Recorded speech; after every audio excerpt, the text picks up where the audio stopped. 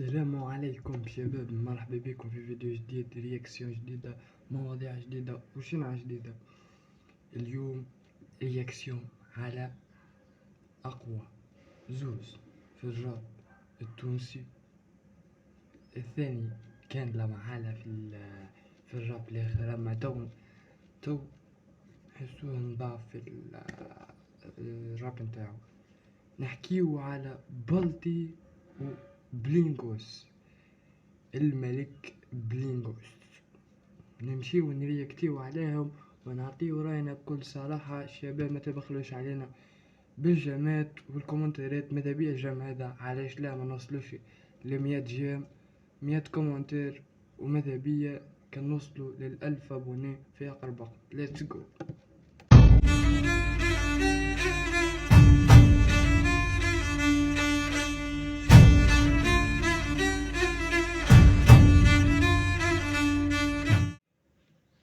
شبيبة نمشيو نسمعو عمكم لبلينغ وبلطي شنو قالونا في قدري، ونعطيو راينا فيهم بكل صراحة. اما حاس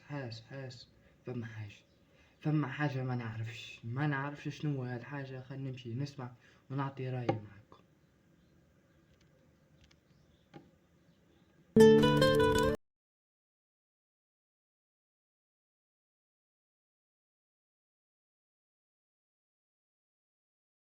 شبيبة ختامها مسك، دمتم في رعاية الله. قبل ما نمشيو شباب، الكومنتات والجمات خلينا نطلعوا، خلي اليوتيوب يحطنا في التصنيف.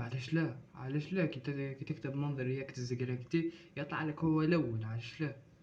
علاش تخلونا يعني ديما نبقوا هكا في الصفر؟ ماذا بيا شباب الألف ابوني في اقرب وقت. والله